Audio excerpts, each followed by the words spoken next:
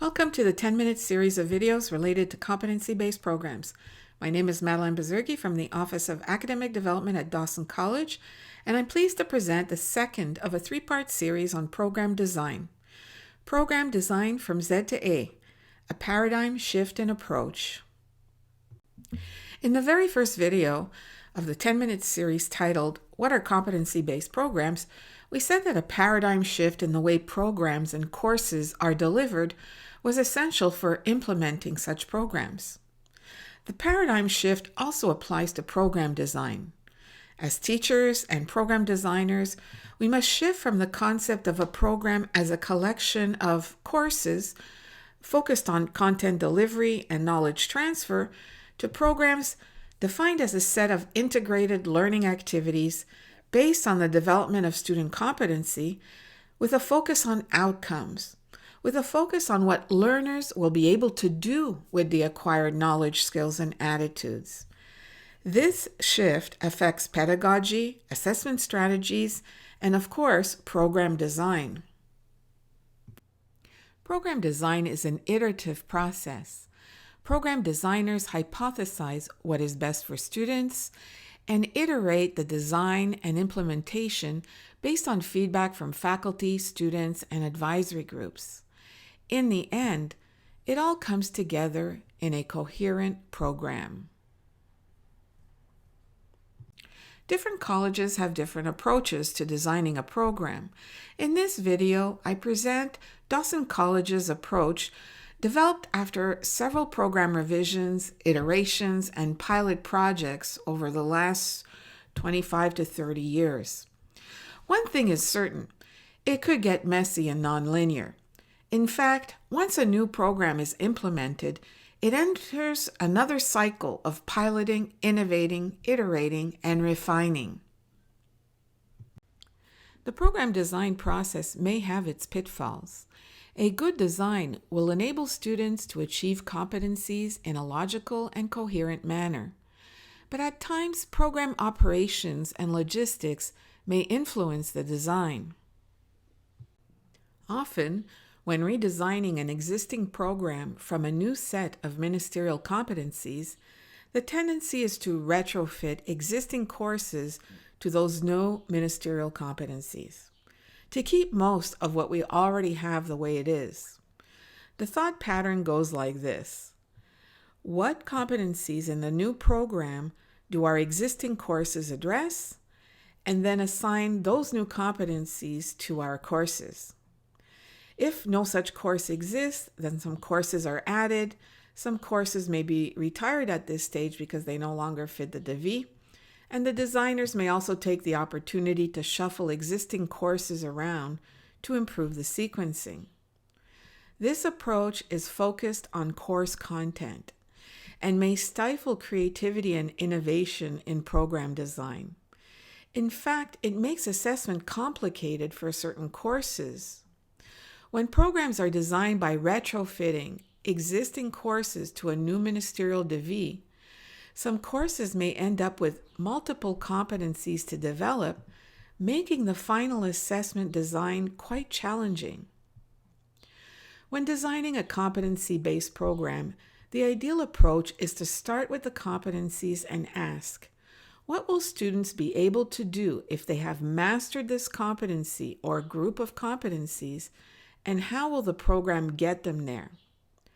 The first step is to group competencies that are exercised together or that can be developed together and package them as new courses.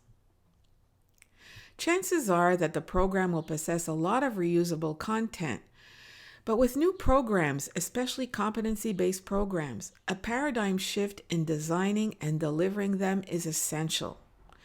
This means change. Change is a challenge, it requires work, but the great thing about it is that it opens the door to innovation. Program design is more about building the scaffold, the structure of the program, rather than the development of the courses. Once a program design is completed and approved at the Board of Governors, the faculty develop their courses with the scaffold in mind.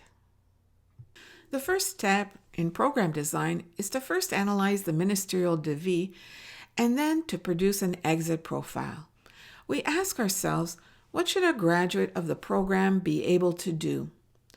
In a previous video, we explained how to produce program-level learning outcomes, integrating the intentions of general education or the graduate profile across the outcomes. Once the exit profile outcomes are crafted, the next step is to map the development of each competency in time.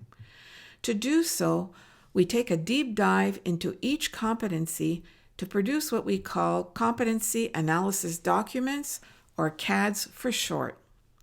Competency analysis document describe the program faculty's translation of each competency in the language of the discipline for pre-U programs and of the occupation for career programs. They also describe what knowledge, skills, and attitudes students will need in order to exercise the competencies. Once the competencies have been thoroughly analyzed, programs may choose to use a logic diagram, or logigram for short, as a visual aid to show the logical links between competencies. Finally, we create a matrix by assigning competencies or group of competencies to courses. Once the structure is complete, faculty are ready to create course design documents which will serve as a guide to developing the courses or the learning activities. This is an example of a 3-year career program's exit profile describing 18 program-level learning outcomes reflecting the integration of learning. For example, number 9, take measures to maintain physical health and mental well-being during rehearsals, home practice, and on stage, reflects that what students learn in physical education can be applied not only to life in general, but in the occupation as well. And here is the same program's competency map, or logigram, showing the development of competencies over time and how they are linked to other competencies. And finally, the corresponding program matrix showing the course competency relationships and the number of instructional and homework hours that we call the ponderation. How we achieve these will be fleshed out in the next video. This current presentation focused mostly on the process. After many rounds of consultations with departments, faculty, curriculum and program committees, advisors, deans, academic systems, and advisory groups, and several iterations later, the Board of Governors approves the new program matrix. Every college will have its own program design policy and procedures, as well as documentation requirements. A program has a life cycle of its own, from inception based on a new ministerial devis to refinement based on a program evaluation or annual review. The requirements of a program design document that includes not only the program matrix, but other program information is shown here. This program design document is unique to Dawson College. Other colleges will have their own requirements. Program design documents are presented to the Board of Governors for approval. Once a program design document is recommended by the Senate prior to the board's approval, faculty can begin to work on course design documents. The program managers and faculty members then prepare and deliver the new program. Ongoing evaluations or a more formal full evaluation may trigger a redesign, refinement, or improvement of the program. Thank you for your attention, and please stay tuned for the next presentation.